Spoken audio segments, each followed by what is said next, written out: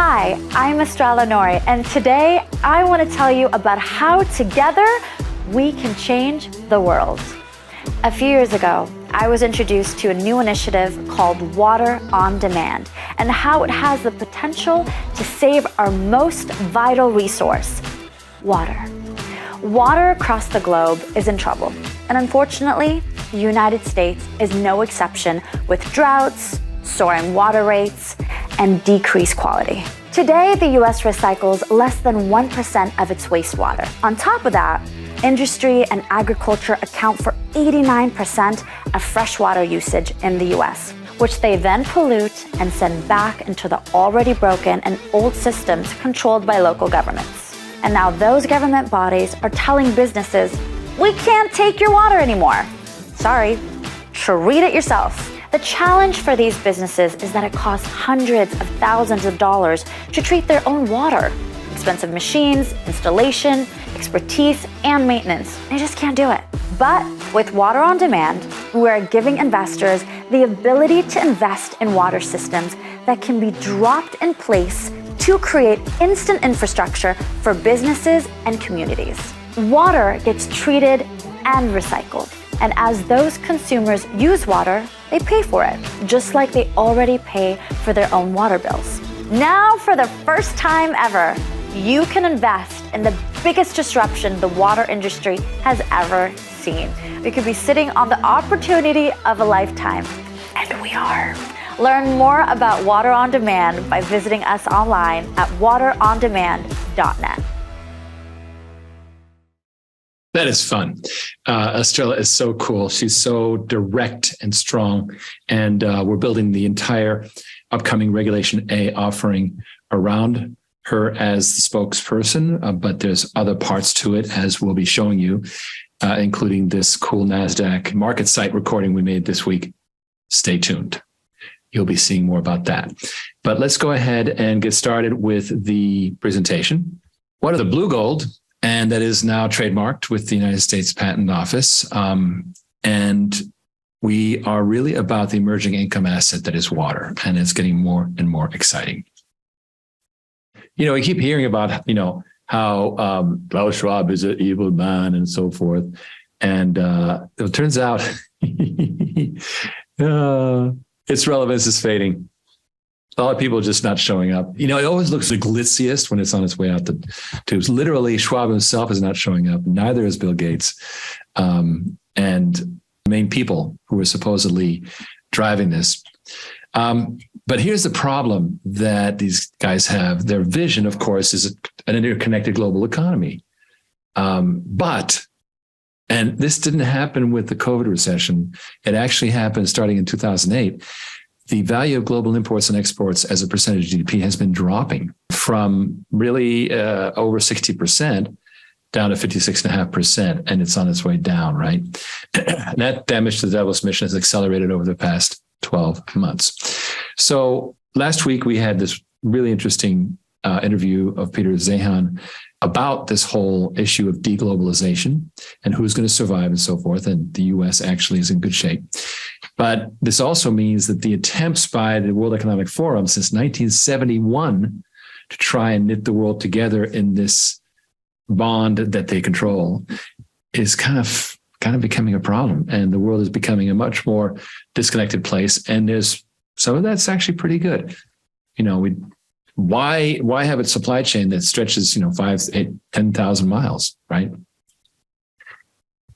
And sure enough, the United States is pushing ahead with a robust industrial strategy aimed at boosting its prowess. And that is really what we're experiencing in Texas, where, as you know, our revenues Q3 2021 and Q3 2022 tripled. And that's recognized revenues. That's, properly disclosable recognized revenues. And we think that we'll end up pretty much in that range by the end of the year. Why? A lot of it has to do with U.S. sourcing and the fact that we sold so much consumables. I think our consumable sales were right up there with the rest of the business. So very exciting. So that's an interesting situation and worth looking at and remembering that it's really going to be about island regions of the world. Okay, population growth and decline. Well, you know that some countries are winning the game, some countries are losing. Let's take a look. This is from Visual Capitalist, and this is the beginning, 1973 to 1993, this period here. And obviously, we had China number 1, India number 2, United States number 3, Russia number 4, Indonesia. Now, here's what's interesting: Japan 110, Brazil, Germany, Bangladesh, etc. Nigeria all the way down here at number 11, and then Mexico. Let's see where we ended up in 2023. Wow. India has taken off. China is on a cliff, falling down a cliff because of their one-child policy that basically was a very bad idea. Nigeria has risen, and it is expected to surpass the U.S. The U.S. is still number 3 here with 340 million. You see they were at 207, now it's 340. Nigeria was all the way down here at 60 million, and they have grown to 224. That is astonishing. Brazil has lost some ground. Brazil was at number 7, still number 7, but relative, for example, to Nigeria and Pakistan. Pakistan was all the way down here, number 10, and the same thing. Now, whereas Pakistan grew, Bangladesh did not really. It stayed flat.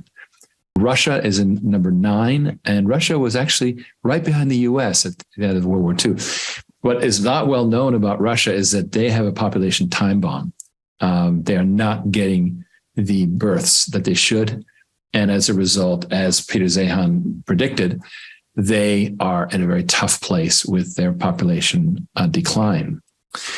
Japan is astonishing, from 110 million all the way down to number 12, 123. So relatively speaking, a drop, and they're dropping fast. Germany was up here at number 8 with 79 million and number 19 now. So this is what the whole chart looks like, just so you get a visual on it. You know, I wanted to give you a breakdown, but you can see how the trends go. The U.S. is a steady growth player, that black ribbon there. And of course, one thing, I mean, we have a big immigration problem, but it does good things for our population. Now, could we choose to have, do we want people from other countries, or, I mean, what do we want, right? And how does it affect our welfare policies? A number of major issues with immigration that need solving. But one good thing about it is that it keeps our population growing, and that is essential for a country to be strong. That's in total opposition to what major global population planners have been pursuing for the last 100 years, which is they were trying to slow everything down. Unfortunately, when you slow things down too much, then they come crashing down, as we've seen in Italy, Japan, and of course, China. All right, that's very interesting stuff. Real estate. What's going on in real estate? Well, there's actually some booms going on. For example, where I live, Clearwater, Florida, there's a nice little boom going on, residential. And I just see that rates are dropping again, especially on FHA rates. That's good. I was just learned that I could refi for 1.69% on my basic FHA guaranteed loan. That's very cool. So that is actually good news. But here's the problem. The huge REITs, the real estate investment trusts, are in trouble. There is a lot of redemptions going on that are hitting people, pulling out cash. And when you can't get your money back, that only makes things worse, right? And then that was BlackRock. And then we also have, interesting how the COVID low was March 20 right there, 2020. We're actually right back at that low in terms of that BlackRock UK property fund. It has a lot to do with the UK's economy, which is in deep trouble due to the skyrocketing price of energy, which is entirely a self-inflicted wound. And also we have Blackstone is capping redemptions on its real estate income trust. So someone yelled fire in a crowded theater, investors dashed to the exit. Thank you, Fed. Withdrawals. Look at those withdrawals taking off. So it's a problem, and by no means all REITs are in trouble, but some of the biggest institutional ones that are maybe tied to the political situation have a real problem. Anyway, that is why you should be very, very aware of what's going on in real estate and know where you're putting your money. All right, now fractured markets. Originally last week, I was promising a piece by FT But actually, I watched it. It was so boring. So instead, I went to another one, which I'll get to shortly. Meanwhile, quick remark about crypto. Crypto funding is down, but still up above previous years. So compared to 2018, which is the last boom, we're actually well above it. So that's, despite all the bad news in crypto. And we know that Sam Bankman fraud, defrauded a lot, but it wasn't anywhere close to 21 billion. So it's worth thinking about. Now, as you can see, if you look at the black, the dark green, the light green, and light S green, that's how the year went. And as you see, it's slowing down throughout this year. And then in 2021, Q4 was very strong. So there was a big slowdown between 21 and 22. Unicorns. What about unicorns? Well, Terence Rohan said, oh my gosh, there's 1,205 unicorns. That is worth $1 billion or more. And then guess who got into this story? Elon Musk. Not for long. And that's way too many unicorns. That's just money being thrown at stuff. And most of these, I look at these, like I have no idea what these things are. Anyway, I guess you can get to $1 billion pretty easily. But this is actually, it's good that the air is being popped out of the balloon now, so that, perhaps one of these days we can be a unicorn in a restored market, because it has been very, very crazy. Okay, this is the one that I wanted to get to, by Deutsche Welle, which is the German broadcast network.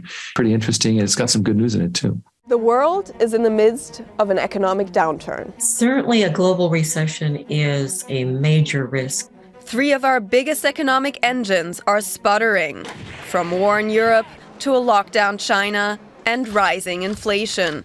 A bitter blend is hitting the world's economic powerhouses. And there is no sort of point of light at the end of the tunnel here, because it all now begins to feed on each other. In this video, we will be asking what makes this economic downturn so different from the Great Recession in 2008. This is a recession that is unlike perhaps the financial crisis recession that was due to the financial crisis, that is being felt by every single individual. Definitely for the years to come, we are going to witness a world from a Chinese perspective that we are not accustomed to. We will discover the paradoxes that make this downturn unique. So the labor market actually looks quite good, which is one of the confusing things about today's economy. We will assess how easily this crisis can be remedied compared to the last. We don't have tools at the moment that could address the recession that we're facing. And we will look at the countries who are bucking the negative trend.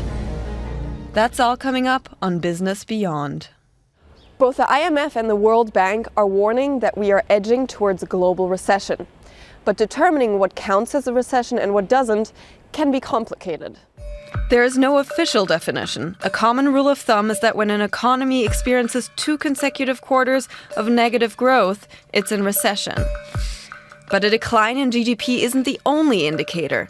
Other metrics like unemployment levels and consumer confidence also play a role. People lose their jobs, they have to cut into their savings. Unemployment can be extremely disruptive personally, not just for economic reasons, but for one's sense of well-being.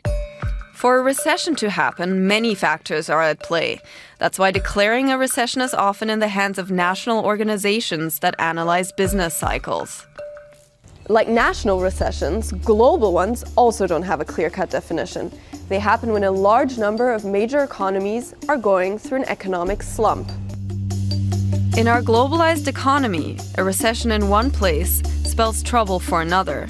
Knock-on effects reverberate throughout the globe. And that's what has analysts worried right now. Certainly a global recession is a major risk, but our current forecast has what we would call a growth recession. We do not have a contraction in the global economy, but we have subpar growth with rising unemployment. GDP growth in the global economy is slowing down. The International Monetary Fund projects that 1/3 of the world economy will likely be in a technical recession next year. The US and Eurozone are facing an especially gloomy outlook. In the US, economic growth is declining to 1/5 of its 2021 levels next year. In the Eurozone, growth is almost completely stalling. For many of us, the phrase global recession still conjures up images of publicly shamed bankers and people losing their houses. To understand the current economic downturn better, it's worth revisiting what happened in 2008 during the financial crisis. It pushed the world's banking system towards the edge of collapse and left borrowers no longer able to afford their homes. And it all started with a housing bubble in the US. A whole industry ballooned around giving people mortgages. Mortgage brokers eventually got greedy. They started giving out loans to people that didn't make enough money to pay them back. Those mortgages were combined into big packages and sold to banks. Ultimately, the inevitable happened. Borrowers couldn't pay their loans back, and the house of cards collapsed, causing a banking crisis. The first recession was a recession that was essentially one that was built on fear of banks and mistrust between banks, because they weren't sure anymore which of the banks was solvent and which one wasn't, so they stopped lending altogether. Banks had to be rescued from ruin by government bailouts, and the crisis spread beyond the United States. European banks had bought a lot of bad mortgages from the US, so they also collapsed and had to be bailed out by governments. Many European countries eventually could no longer pay their own debt.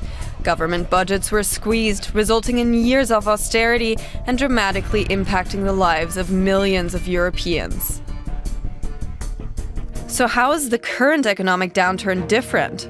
This time around, money isn't the issue.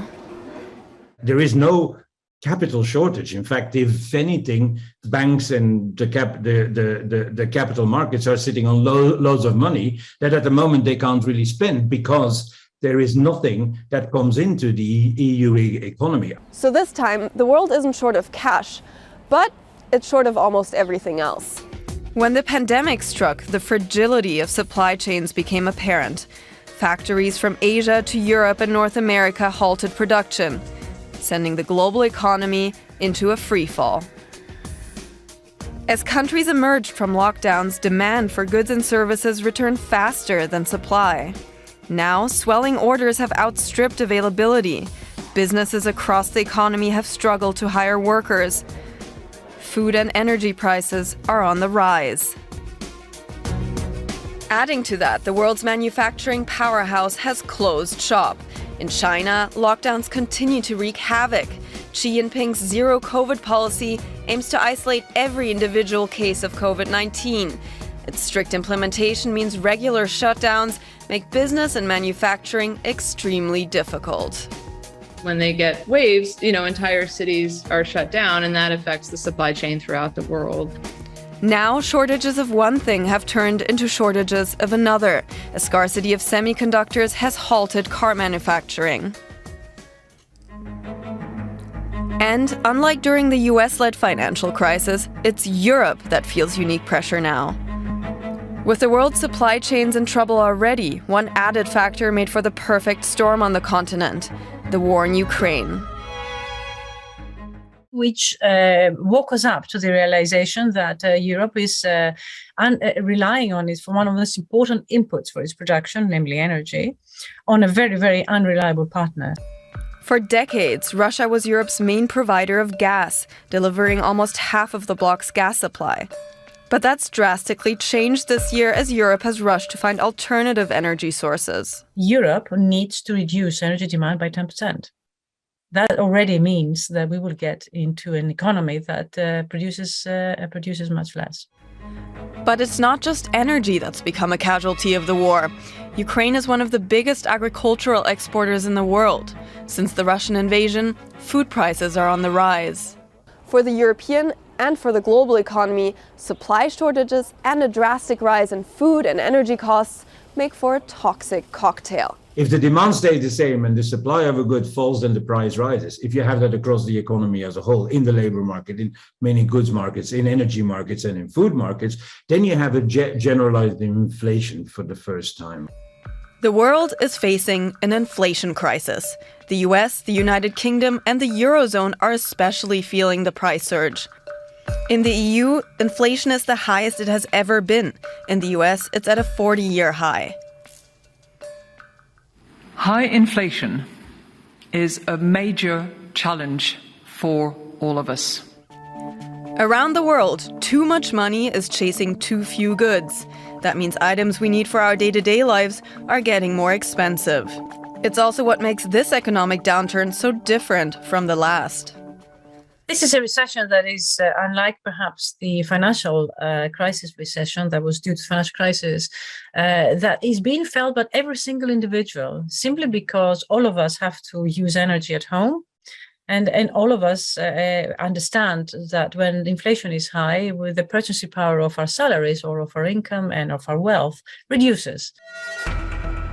The cost of living crisis confronting the world is now causing a shift in global economic policy making. Central bankers say they've had enough of rapid price rises. We took today's decision and expect to raise interest rates further because inflation remains far too high and is likely to stay above our target for an extended period. We have both the tools that we need and the resolve it will take to restore price stability on behalf of American families and businesses. Price stability is the responsibility of the Federal Reserve and serves as the bedrock of our economy. In 2008, central banks in Europe and the US reduced interest rates to encourage banks to start lending and help economies weather the storm. This time, they're flipping the script. For every central bank that is currently cutting interest rates, there are now 25 that are raising them, according to Deutsche Bank, a ratio that hasn't been seen in decades. By making it more expensive to buy a car, get a mortgage, or use a credit card, they hope to reduce people's spending and slow inflation. But the tools that will fix rising prices also stall economic growth. It means that we have two problems. We have both low growth and high prices. And therefore, the policy mix that needs to address this crisis needs to be quite different. And also, the policy mix is a little bit more awkward, if you like, in terms of meeting the two problems. Central banks are facing a difficult balancing act. Raising interest rates could further sink a rudderless economy. Doing nothing means letting inflation run loose. There's several real questions that will determine how the next year plays out. First, how effective are central banks in reducing the inflation without sending the economy into, a worse recession that would be required? It's very difficult to get monetary policy just right because there are substantial lags in the system, right? So what's perfect for today, policy-wise, we often can't tell until 6 months down the road. And something else feels different about this economic downturn, especially in the world's biggest economy, the United States. For many people, the word recession means worrying about losing your job. That's because the two usually go hand in hand. In the US, GDP went down in 2008 and unemployment went up. This July, the country's unemployment rate was the lowest it has been in half a century, and it has stayed exceptionally low since, despite an economic downturn.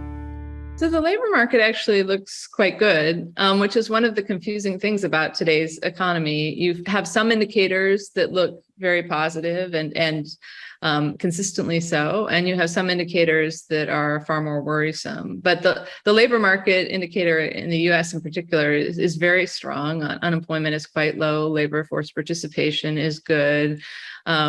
Job openings are high relative to the number of people seeking jobs. So this is a time of enormous labor market opportunity and strength for a lot of American workers.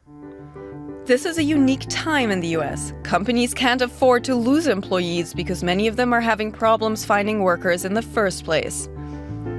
But the US is facing a paradox. Despite a strong job market, people are worried, especially those looking to start their careers. Current class of 2023 is certainly worried about the current economic situation. So about 50% of our respondents from one of our most recent surveys shared that they absolutely have some concerns and anxiety. Things are looking good and gloomy at the same time, and that is making Americans feel uneasy. Consumer sentiment is a measure that shows how people feel about the economy and whether they will spend or save their money. Right now, people are only feeling slightly more optimistic than during the 2008 recession. And what does that mean for the future of the US economy? The job numbers are looking much rosier than during the last economic downturn. But how people... I'm getting comment from Ray Laban. All this is informative, but disconnected from the topic at hand, OriginClear. Actually, I'm getting somewhere with this, and I think it's worthwhile. But let me go ahead and just, a lot of this you know already, so I'm just going to go ahead and fast forward here a little bit, because there's some good news at the very tail end of this that will, I think, give us some context, and then we can comment on it. So thank you, Ray. Inflation is so low is because it's administered price there. And because that has kept that low, the central bank has not been under so much pressure to hike. The subsidies have amounted to a hefty bill for Indonesia's government and might not be sustainable in the future. At the same time, rising commodity prices around the world have actually helped this economy. Indonesia's coal exporters are bringing in record earnings. The country is looking at a promising 2023. So at 4.7%, I would still say their growth outlook is looking pretty resilient next year, especially when we talk about major economies entering recession. At the beginning of this video, we looked back on the recession of 2008, and we asked how this economic downturn will be different. What the experts we spoke to described was a crisis not triggered by banks, but one partially set off by war and by politics. There's some things that are inevitable, like standing up for democracy, as the Europeans and as Ukraine and as the United States are trying to do right now. I think, the cost of that is not zero, right? But some things are worth paying a cost for. Of course, governments should do whatever they can to cushion their citizens from these costs, but I don't think telling citizens that the cost is zero is realistic or true. And there are some things in life that are, worth making a sacrifice for. With bank bailouts and regulation, policymakers had the tools to react to the financial crisis. But much of what's happening right now is outside of policymakers' control. The mechanisms to address the supply side crisis are nothing more than invade China and force them to produce semiconductors, invade Russia and force Putin to stop invading Ukraine and loosen energy supply and so on. And that's obviously not going to happen. So we don't really have tools in the normal state of affairs. We don't have tools at the moment that could address the recession that we're facing. While central banks intervened to stimulate the economy in 2008, they are adding to a downturn this time. The medicine against rising prices is also poison for the economy. And unlike the 2008 financial crisis, this downturn is having a much more obvious impact on our daily routines. Everybody understands that we cannot switch on the heating the coming winter as much as we did in other years, or we are going to see an exorbitant bill. Everybody who has a car will have seen it in the run-up to the in the run-up to the energy crisis, how petrol was so expensive in filling up the car. So this is a crisis that I think dissipates across everybody in the society, and therefore it's much more felt. It's not just about the economic impact. The households feel it. You feel it immediately in your household income. But there are also positive developments that run opposite to the financial crisis. We are in a moment where there is great talent shortage. And so even if we do go into a recession, there's still lots of jobs that are available and that are out there. We are at a unique inflection point in the global economy. Compared to the last crisis, the one we are facing now is much more multifaceted. War in Ukraine, an energy crisis, soaring living costs, and widespread pessimism are combining into an unpredictable economic concoction. And that's all from this Business Beyond episode. If you enjoyed it, please hit like and subscribe and check out one of our other videos. Until next time, and take care. A lot of this, of course, is stuff we know, but here's what's going on. This recession is a forced error, right? 2008 was the result of very bad lending practices.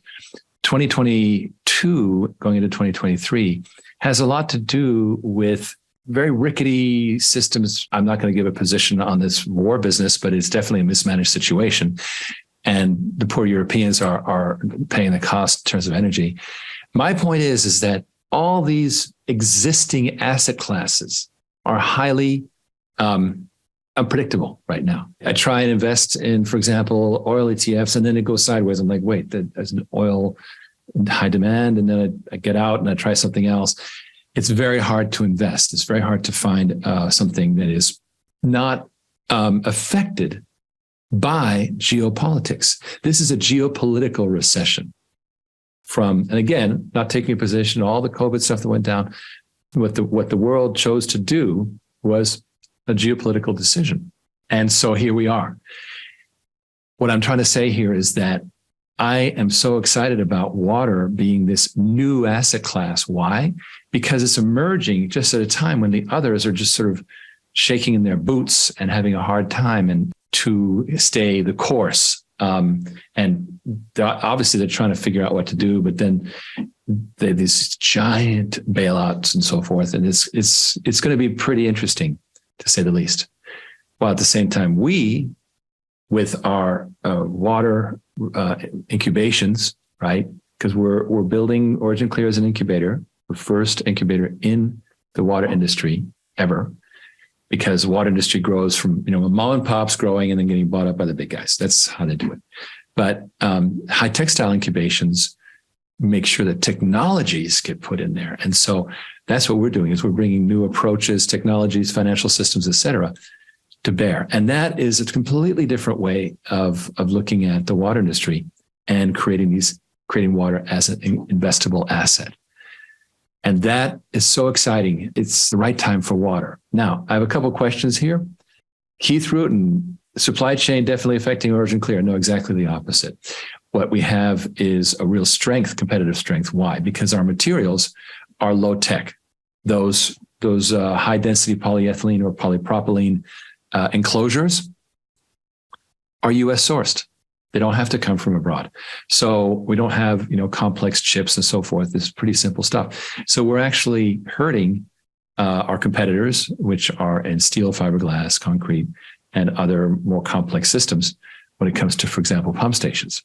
So we're very happy with the supply chain situation. Now, it's true that there are some spot shortages in areas like pumps, where we're seeing delays of 120 days, let's see, but that's starting to ease. It's starting to go away. So I'm not foreseeing supply chain problems for 2023 in OriginClear.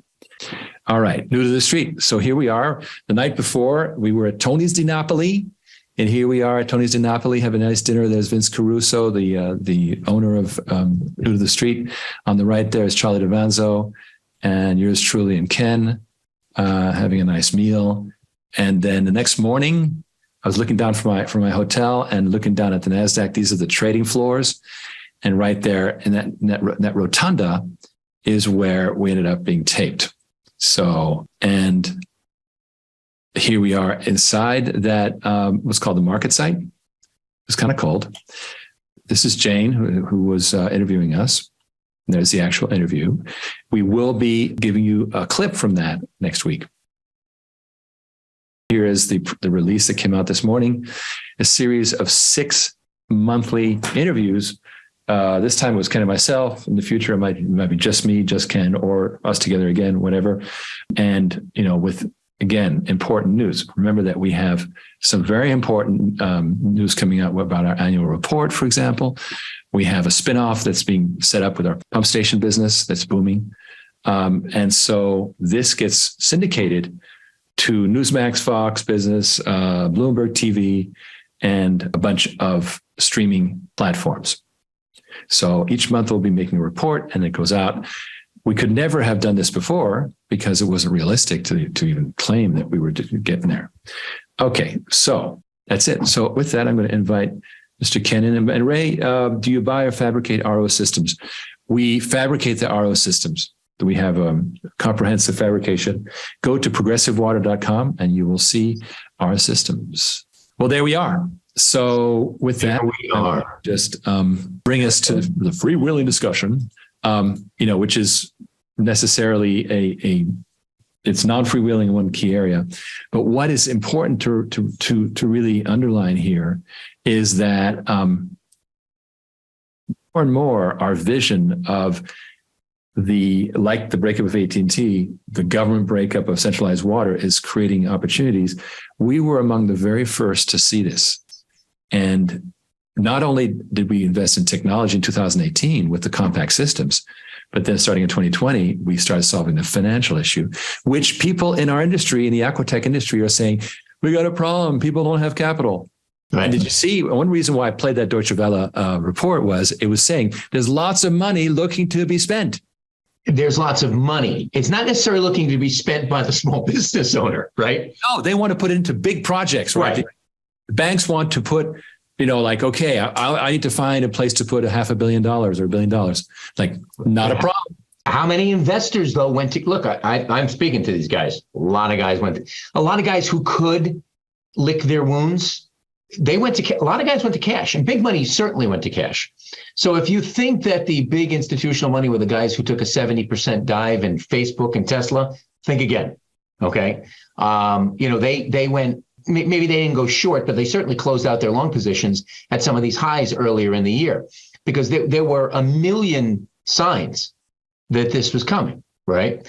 Unfortunately, the average retail investor and some of the smaller investors, they get stuck in that loop of listening to Jim Cramer, right? And he's saying, everything's great, you got to buy the market. And they're going, okay, because they're not trained, and rightly so, they're not trained to watch the global trends. What I love talking about, and Jane was a great interview. And it's funny because she got it right away, and it's always fun, right? Because sometimes you find yourself having to explain the concept a couple of times. She got it immediately. To expand on your point, what we're doing today was impossible without the marriage of financial technology and miniaturized, containerized systems, right? The minute you dig a hole, it's absolute risk. It's absolute default risk. You cannot do a water as a service, water as a service model unless it's, a city, a municipality, someone who's default proof. Yeah, if you're Procter & Gamble or Coca-Cola, you have exactly right. So if you're and they guess what? They don't need you. They bought it, So, and I was explaining, so Anheuser-Busch, Pepsi, all those guys who would be fabulous for a commercial, in other words, non-municipal, kind of private sector use of this of this modality. They don't need the money. So unfortunately, 90+% of the water pollution is not coming from Anheuser-Busch or Pepsi. It's coming from the smaller end users who have that it's the money conundrum. And I'm really looking forward. We kind of touched on the subject in this week's interview, but to be able to kind of continue to expand on that in pieces, I think will be very interesting. Yeah, and there's things coming. For example, the water on demand pilot programs.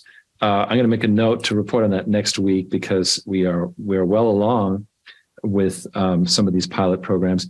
There's no lack of excitement by these potential clients, but we're having to put in place, like they went, oh, well, what about my buyout option? Oh, cripes, we got to put together a buyout option. So a lot of legal work is going on. And that's part of what we're doing.